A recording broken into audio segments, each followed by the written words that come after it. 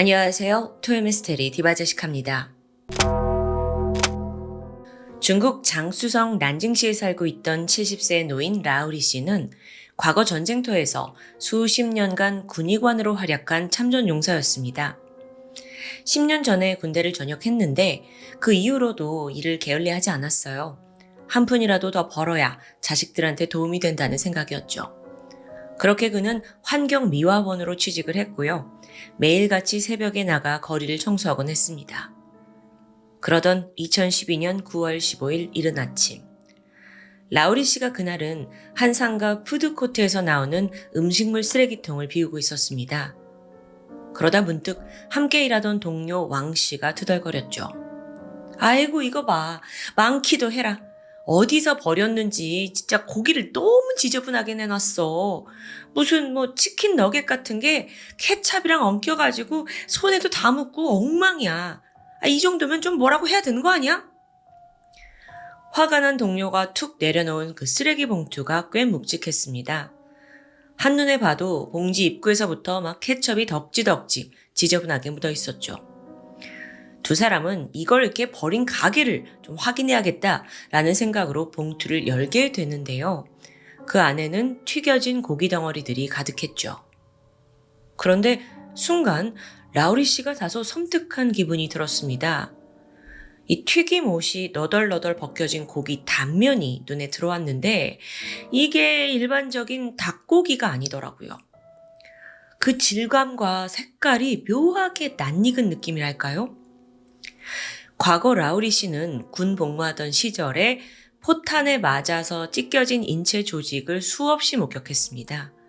그 중에는 포탄의 열기로 익어버린 살점도 있었죠.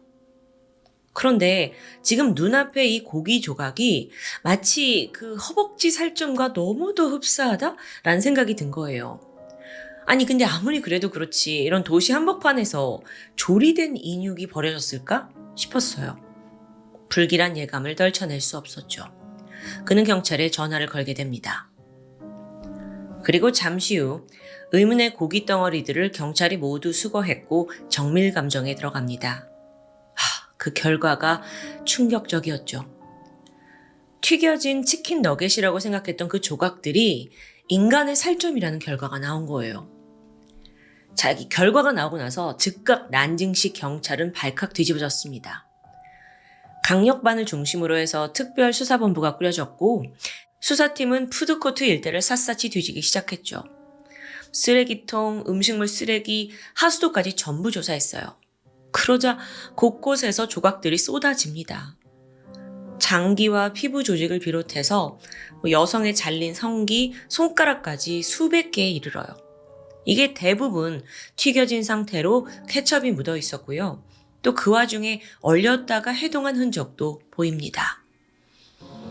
뒤이어 심도 있는 DNA 분석 그리고 부검을 진행한 결과 시신 조각들이 모두 한 사람 것으로 판명됩니다.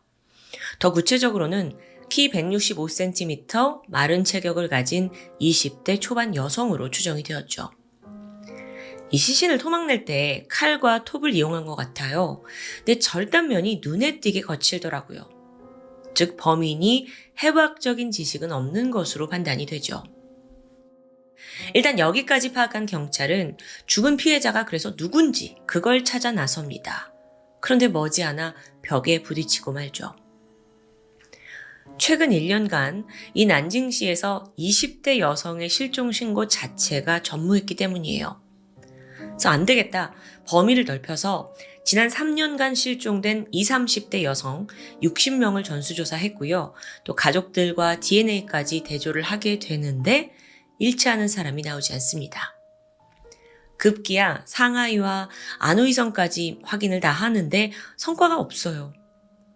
이쯤 되니까 오히려 이 피해자가 가족과 꽤 오랜 시간 단절이 돼서 살아왔다는 감이 들었어요. 그러니까 실종 신고조차 되지 않았던 거죠. 그래서 유흥업소, 노래방, 인력 파견업체, 심지어 가출 청소년 보호시설까지 범위를 넓히게 돼요. 근데 이마저도 실패로 돌아가고 말았습니다. 결국 별 수 없이 경찰은 범인을 추적하는 방향으로 초점을 돌리게 됩니다. 우선 시신이 발견된 이 푸드코트에는 약 40여 대의 CCTV가 설치되어 있었습니다. 근데 여기가 야시장과 더불어서 늦게까지 운영하는 식당들이 밀집하던 곳이에요. 새벽까지 수많은 인파가 오고 가고 있었죠. 그만큼 경찰 입장에서는 범인을 특정하기가 여간 쉽지 않아요. 너무도 이게 많은 사람이 돌아다니니까요. 그래서 경찰도 크게 마음을 먹고 영상 하나하나 한 명 한 명 꼼꼼하게 확인하던 그때 한 남성이 반복적으로 포착되는 걸 감지합니다. 새벽 2시에서 4시 사이 이 CCTV 사각지대 주변에서 검은 우비를 입고 마스크와 모자를 눌러쓴 채 손에 비닐봉지를 든 남성이 몇 번씩 지속적으로 보이는 거예요. 근데 안타깝게도 화질이 좋지 않아요. 그래서 얼굴 식별이 어려웠거든요. 경찰이 이걸 정말 0.1초 단위로 프레임을 끊어가면서 분석을 했죠. 그렇게 꽤 오랜 시간이 지난 끝에 범인이 키 170cm 정도의 왼손잡이고 걸음걸이가 빠른 편이고 약간 허리가 굽어져 있다라는 특징을 발견합니다. 근데 여러분, 이 정도만으로 용의자를 찾을 수 있을까요? 사실상 불가능하죠. 키랑 왼손잡이, 걸음걸이, 허리 굽은 정도로 어떻게 사람을 찾아내냐고요. 바로 이때쯤 과학수사팀에서 연락이 왔습니다. 쓰레기 비닐 봉지 안쪽에서 땀에 젖은 지문 하나가 발견됐대요. 그래서 즉각 이걸로 난징시를 포함해서 이 장수성 전체 범죄자 데이터베이스와 대조를 시작하는데 와, 이것도 없어요. 일치한 사람이 없는 거예요. 즉 전과자는 아닌 듯하다라는 결론에 도달하게 되죠. 이 다음으로 수사는 더 정교해집니다. 경찰은 피부 조직에 남아있는 결빙 흔적, 그러니까 얼렸다가 녹은 그 흔적, 또 살점에서 수분이 감소된 양, 튀김 과정에서 나타나는 그 수축하는 패턴 등등을 아주 정밀 분석했어요. 그리고 새로운 결과에 도달하게 되죠. 이 시신이 일정 기간 냉동 보관된 후에 해동을 해서 조리된 것까지 이걸 확인한 거예요. 자, 이게 왜 중요하냐? 그럼 시신이에요. 그건 일반 가정용 냉장고로는 규모로서는 불가능했을 겁니다. 즉 업체에서 사용하는 냉동고가 필요했겠죠, 범인은.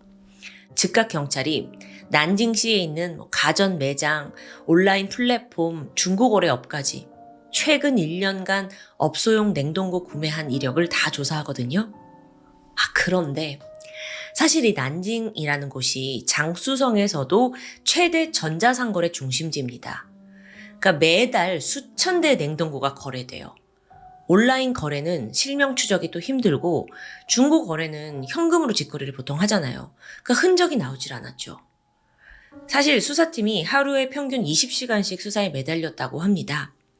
하지만 그렇게 한 달이 지나도록 범인은 고사하고 지금 피해자의 신원도 몰라, 어떻게 유기했는지 경로도 몰라, 유인을 한 방식도 몰라, 그 어떤 것도 파악하지 못한 상태였습니다. 그렇게 시간이 하염없이 지나가서 1년 8개월이 지나버렸고요. 경찰 또한 거의 포기 상태이던 어느 날 2014년 7월 20일입니다. 사건이 극적인 전환점을 맞게 되죠. 장쑤성 옌청시에 살고 있던 한 노부부가 자신의 딸과 오랫동안 연락이 되지 않는다라고 실종신고를 한 거예요. 그들의 딸은 21살 허칭칭이었죠. 허칭칭은 고등학교 졸업을 한 후 취업을 하고자 난징으로 상경을 했습니다. 키가 좀 크고 단정한 외모에 독립심이 강한 성격이었어요. 그래서 딸이 도시에 와서도 부모님한테 손 벌리지 않으려고 닥치는 대로 일을 했었죠. 식당, 편의점, 상가 알바까지 죽어라 일을 했는데 워낙 난징시가 이제 물가가 높다 보니까 월세까지 감당하기가 힘들더라고요. 결국 고심하던 그녀가 선택하게 된 게 유흥업소였습니다. 이때 가족과 친구한테는 나 고급 식당에서 웨이트리스로 일을 한다 라고 했지만 거짓말이었어요. 그렇게 유흥업소에서 일을 하니까 꽤 돈이 잘 벌렸죠? 어느 순간부터 허칭칭이 명품 가방, 명품 옷으로 온몸을 치장했고요. 지갑을 열어보면 막 현금 다발이 들어있어요. 그러다가 점점 부모한테 연락하는 빈도도 눈에 띄게 줄어듭니다. 하물며 몇 달씩 소식이 끊기는 일도 있었고요. 그렇게 거의 2년이나 연락이 완전히 두절된 상태였는데 2014년 7월 부모가 돌연 미납 통지서 하나를 받게 돼요. 딸의 집세가 거의 2년째 밀려있다라는 고지서였죠. 급히 딸한테 전화했지만 이미 핸드폰조차 요급 미남으로 해지된 상태였습니다. 부모가 딸이 살던 난징시 아파트에 달려가요. 문을 여는 순간 쾌쾌한 먼지가 가득하더라고요. 그러니까 오랫동안 여기 사람이 살지 않은 거예요.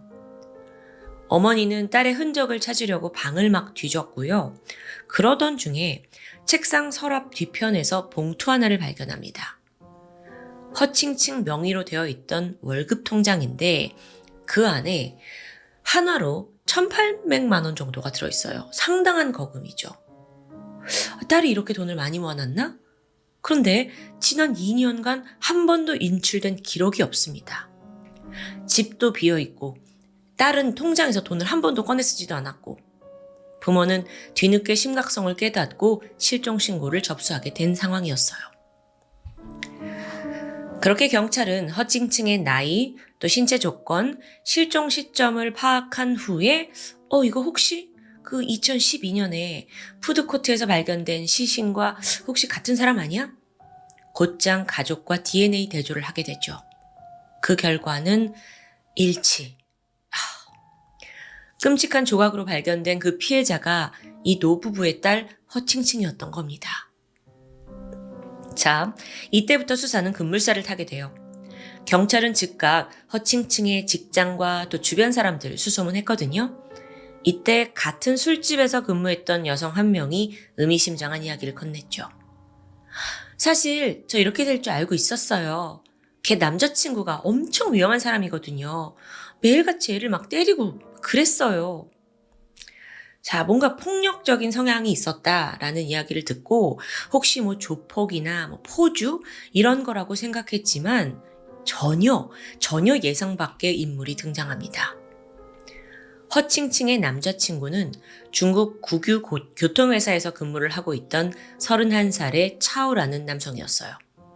그러니까 번듯한 회사에 다니고 있는 사람인데 유부남이었죠. 슬아의 딸을 하나 두고 있고요. 그러니까 허칭칭과 불륜 관계였다는 건데 경찰이 곧장 차오를 추적해냅니다. 그리고 통화 기록, 계좌 내역을 통해서 2012년 8월까지 허칭칭과 쭉 연락을 한 것까지 확인해요. 그렇게 차오를 체포를 했죠. 하지만 차오도 별다른 저항 없이 체포가 됐고 그리고 신문을 받는 내내 그때부터 입을 꾹 다물고 묵비권을 행사합니다. 그런 차오에게 경찰이 의미심장하게 물었죠. 지문 검사 좀 합시다. 여러분 기억하세요? 앞서 비닐봉지에서 발견된 땀 묻은 지문, 그게 있었잖아요. 전과자랑을 일치하는 게 아니었고. 이게 그나마 경찰이 가지고 있던 결정적인 단서였어요. 그리고 차오의 지문을 얻어서 대조하자 결과가 100% 일치합니다. 이 앞에서 차오는 고개를 떨궜고 체념한 듯 입을 떼기 시작했죠.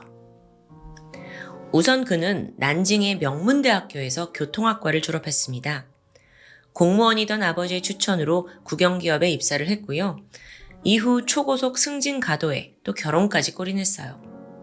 그렇게 겉으로는 성실한 엘리트 직장인의 책임감 있던 가장이던 차오가 어느 날 아내가 임신을 한 이후부터 유독 늦게까지 야근을 즐기게 됩니다. 네, 정확히는 유흥업소에 빠지기 시작한 거죠. 그리고 바로 거기서 허칭칭을 만난 거고요. 그는 허칭칭한테 완전히 매료됐어요. 외모도 예쁘고 좀 당당한 태도에 그녀가 되게 좋았던 거예요. 그래서 술값을 마구 쏟아부었죠. 명품 가방과 옷을 선물한 건 기본이었고요. 나중에는 고급 아파트까지 마련해 줍니다. 그런데 여기서 허칭칭이 시간이 갈수록 내연녀가 아니라 그의 아내 자리를 탐내기 시작합니다. 돈 많은 차오와 결혼하면 지금보다 훨씬 더 빛나는 삶을 살 수 있을 것 같았거든요. 그래서 틈만 나면 차오한테 이혼을 하라고 독촉해요. 하지만 차오 입장에서는 자긴 지금 완벽한 삶을 살고 있는데 거기에 오점을 남기기 싫거든요. 이혼할 생각이 전혀 없죠. 아내는 아내고 불륜녀는 그냥 불륜녀예요. 자, 상황이 뜻대로 되지 않으니까 허칭칭이 좀 거칠어지기 시작합니다. 너 내가 아내한테 다 폭로할 거야. 그럼 어떻게 되는 줄 알아? 너도 끝이야. 이런 협박과 함께 또 자기의 어떤 죽음을 암시하거나 투신을 시도하는 극단적인 행동까지 보이게 되죠. 그러자 차우가 점점 불안해졌습니다.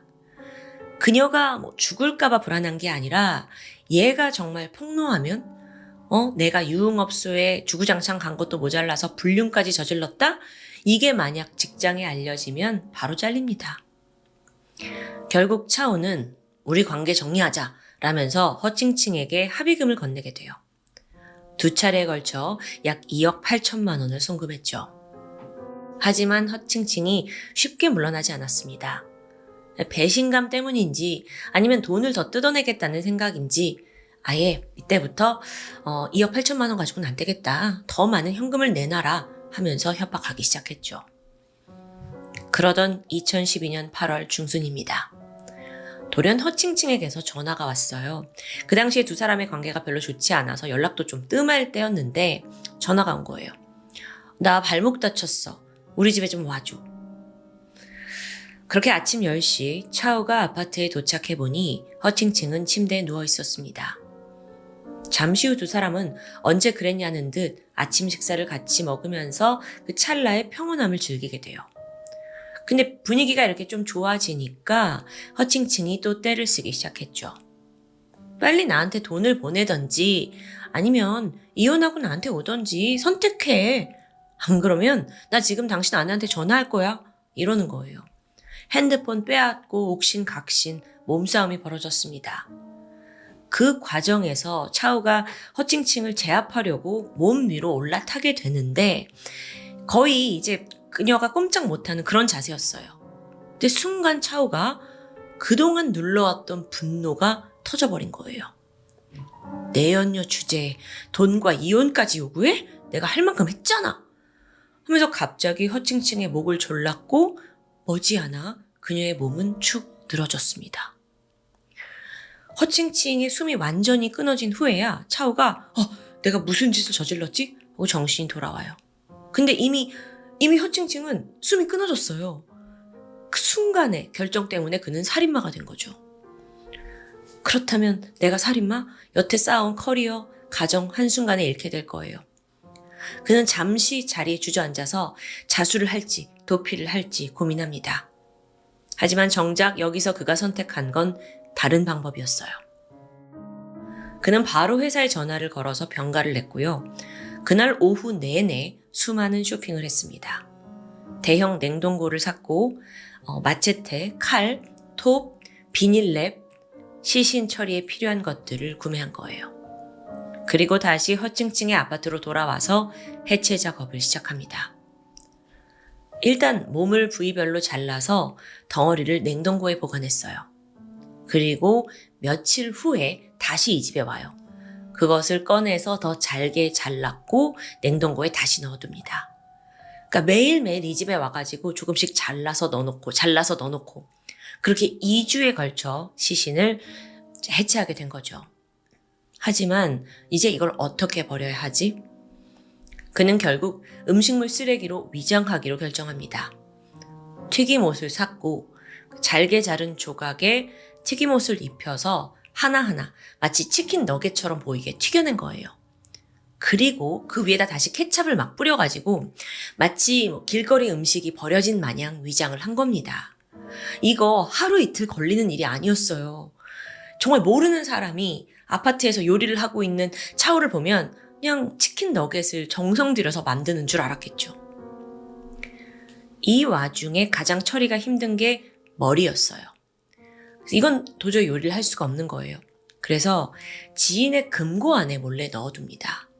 사실 이것도 만약 나중에 발각이 되면 이 지인을 범인으로 몰 생각이었어요. 이후 차우는 일주일에 거쳐 새벽 시간을 틈타 시신을 조금씩 버렸죠. 냉동고는 중고거래로 처분을 했고요. 아파트에 남아있는 모든 흔적을 다 지웠어요. 허칭칭이 평소에도 가족과 연락이 워낙 뜸한 편이라 쉽사리 실종을 알아채지 못하게 뻔했죠. 지금 시신도 처리했고 증거도 없앴고 모든 게 완벽하다고 느껴졌습니다. 그리고 그는 다시 자신의 행복한 삶으로 돌아가게 되죠. 아침에 출근하고 아내와 딸에게 평소보다 더 자상하게 굴었어요. 그렇게 1년 8개월이 지나서 안심하고 있던 어느 날 집에 경찰이 들이닥쳤고 차오는 군말 없이 체포행했던 겁니다. 한편 이 사건이 중국 언론에 대대적으로 보도가 되면서 별칭이 하나 붙게 돼요. 치킨 맥너겟 시체 사건이었습니다. 그러니까 맥도날드 맥너겟, 그게 이제 연상이 되니까 그 이름이 이제 붙은 거예요. 보도가 나간 직후 중국 SNS를 중심으로 엄청난 반향을 일으켰는데 특히나 이걸 음식처럼 조리했다라는 말만 들어도 너무 섬뜩하고 또 약간 혐오감이 들잖아요. 그래서 어떤 이들은 이 주변에 길거리 음식조차 먹지 않겠다 얘기를 하고 그 일대에 강한 불안감이 퍼지게 되죠. 특히나 시신이 나온 푸드코트는 얼마나 타격이 컸겠어요. 매출 다 반토막 나고 시장 사람들 한탄하고 급기야 어떤 가게는 우리 가게는 사람 고기 안 씁니다 라는 문구를 붙여놓기도 했습니다. 자, 이제 마지막으로 재판이 남아있는데요. 2015년 3월 첫 재판이 열렸습니다. 차오는 재판을 받는 내내 고개를 숙인 채 침묵을 지켰죠. 심지어 변호사와도 시선을 마주치지 않고 그냥 이렇게 있더라고요. 이때 변호사는 우발적인 살인을 강조하면서도 장기간 허칭칭한테 계속 협박당했고 또 돈도 줬는데 계속 이랬고 또 정신적으로 이 가해자가 극심한 압박을 받았다라는 점을 계속 내세웠어요. 뿐만 아니라 사체를 이렇게 훼손한 건 너무 당황해서 그냥 은폐하기 위한 방법을 찾은 것뿐이다 라고 주장을 합니다. 아니 시신을 조각내서 튀겼는데 그게 그냥 당황했으니 좀 이해해달라. 이건 말이 안 되지 않아요? 검찰도 정면으로 반박을 했죠. 냉동 보관하려고 냉동고 사두고 2주간 해체하고 그걸 다시 튀겨내고 조리하고 이 일련의 과정이 정말 당신 치밀한 계산 없이 가능한 거냐? 라고 묻는 거예요. 사실 앞서 제가 말씀드린 전말은 차오의 입에서 나온 진술입니다. 근데 진실은 차오와 허칭칭만 알고 있는 거잖아요. 그러니까 차오의 진술에 의존한 전말이다 보니 정말 그가 그날 우발적으로 가서 허칭칭을 죽였고 그랬는지는 알 수 없는 거죠.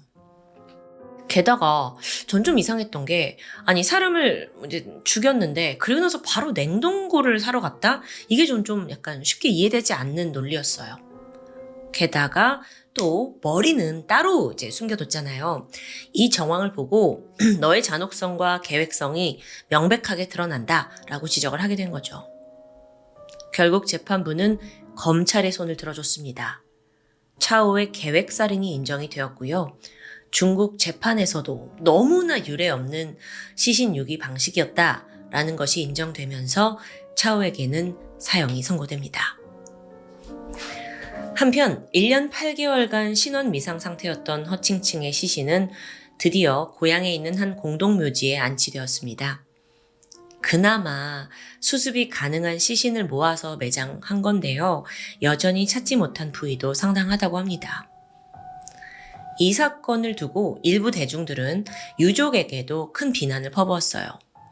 딸이 실종된 지 거의 2년이 지나서야 신고를 하고 그런 부모가 어딨냐. 딸을 좀 더 신경 썼더라면 빨리 해결되지 않았겠느냐라는 주장이었죠. 허칭칭의 부모 또한 지금까지 큰 죄책감에 시달리고 있다고 합니다. 여러분은 이 사건 어떻게 보셨나요?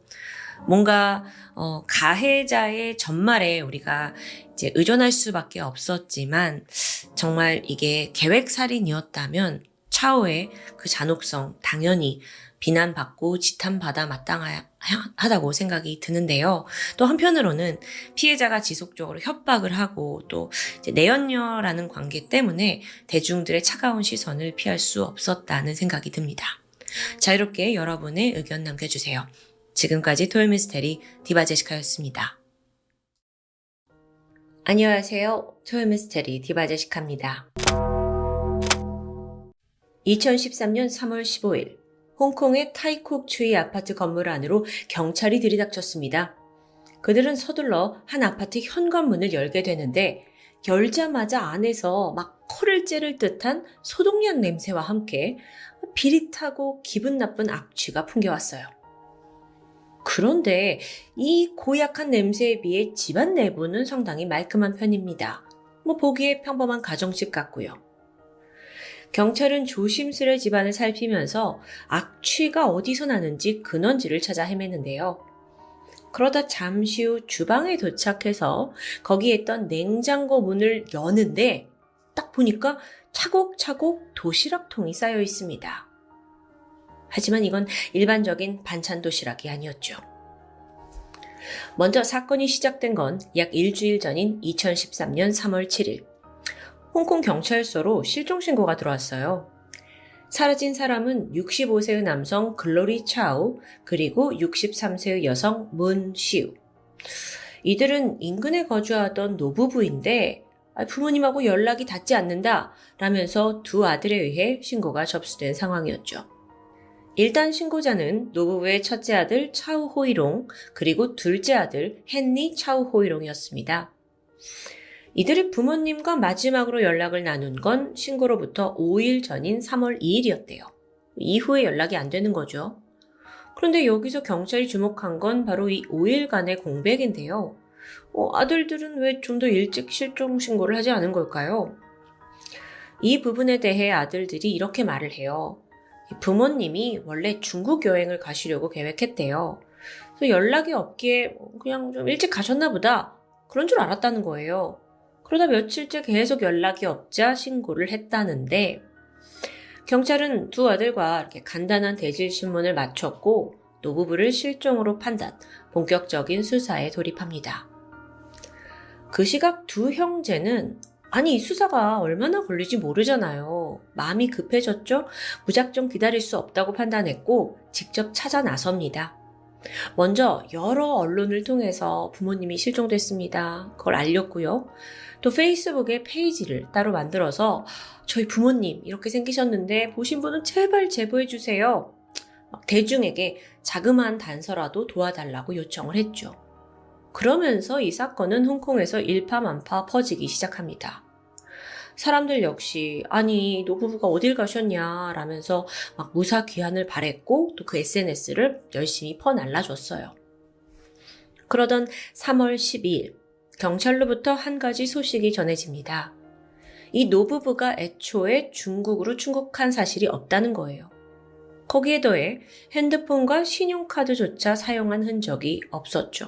그러니까 생존 반응이 지금 하나도 없다는 건데요. 이러면 범죄에 연루되었을 가능성이 굉장히 높아지죠. 누가 혹시 노부부를 납치한 걸까요? 자, 일단 장성한 아들 둘을 두고 있는 이 60대 부부는 주변에 딱히 원한을 살 만한 사람들은 아니었습니다. 채무관계도 깨끗했고요. 자, 이렇다 보니까 원한 수사를 할 수가 없어요. 점점 더 수사가 어렵고 미궁으로 빠져갔죠. 그렇게 실마리를 찾지 못하고 노부부는 실종된 상태고 경찰은 결국 대대적으로 전국에 전단지를 유포하게 돼요. 물론 이미 방송과 SNS를 통해서 사건이 알려지긴 했지만 좀 더 적극적으로 나선 거죠. 근데 그럼에도 불구하고 단 한 개의 목격담이 나오지 않는 아주 답답한 상황이었습니다. 그러던 3월 15일 경찰서로 놀라운 제보가 들어왔죠.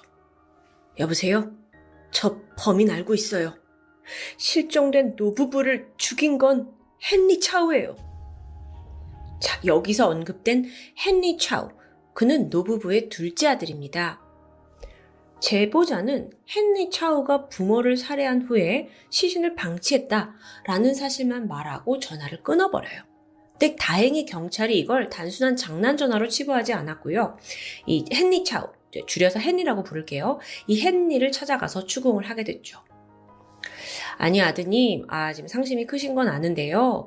지금 경찰서에 누군가 당신이 부모님을 살해했다고 제보가 들어왔어요. 이거 어떻게 생각하시나요? 여기에 둘째 아들의 반응은 뜻밖이었습니다. 아주 차갑고 무표정한 표정으로 예상이라도 했다는 듯 맞아요. 제가 죽였습니다.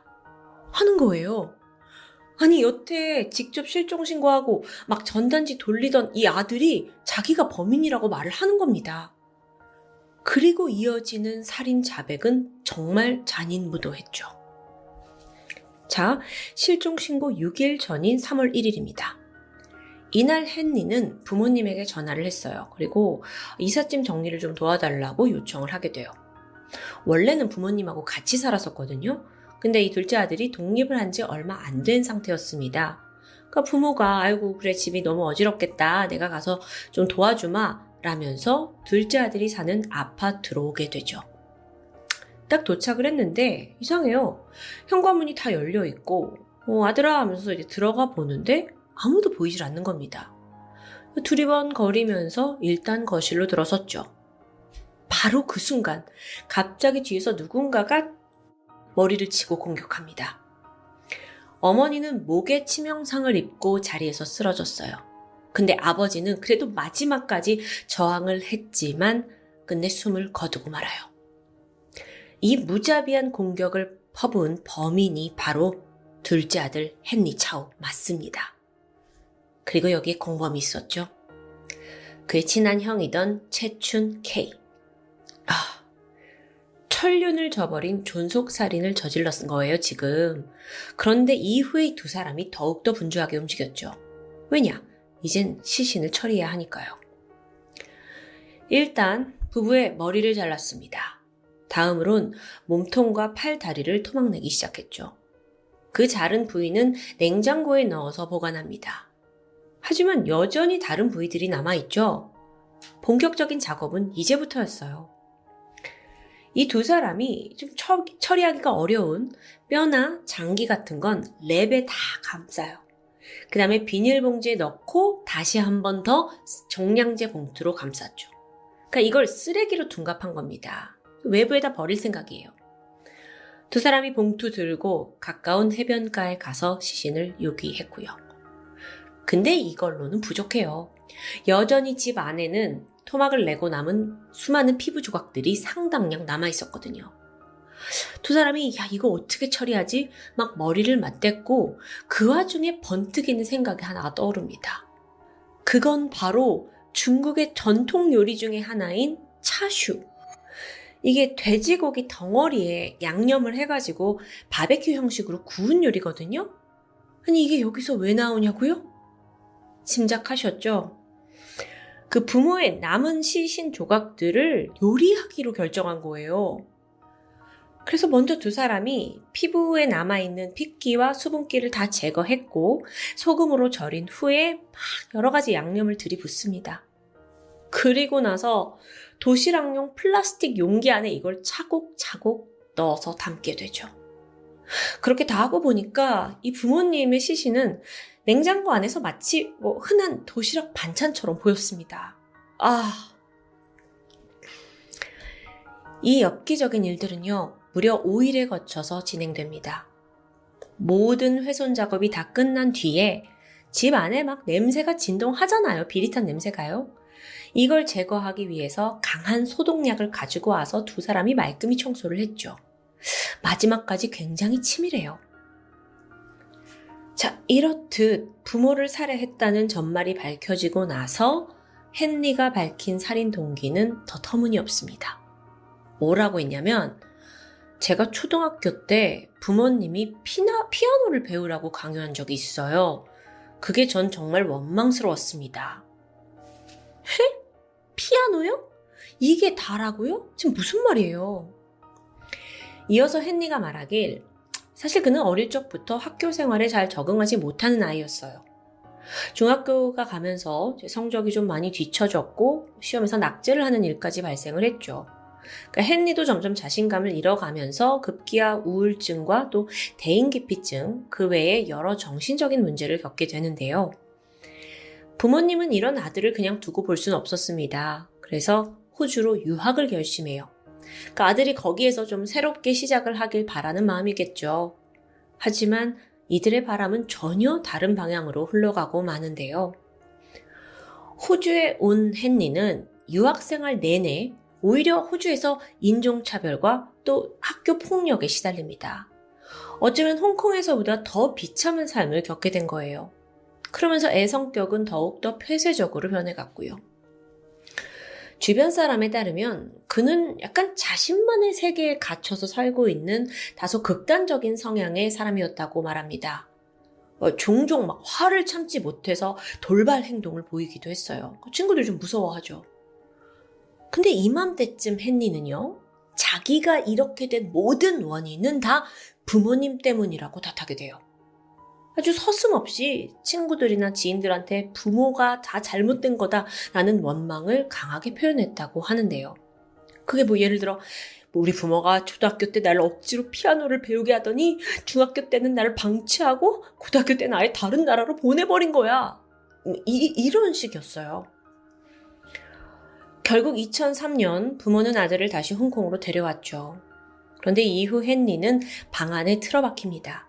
가족들과 소통하지 않았고 그와 동시에 부모님에 대한 원망은 더욱 커져갔고요. 참고로 부모는 결코 그렇게 무관심하고 비정한 사람들은 아니었어요. 그저 좀 엇나가는 아들에게 여러 가지 방법을 제시하면서 건강하게 자라길 바란 것뿐이에요. 당연히 이게 그들만의 사랑과 애정의 방식이었던 거고요.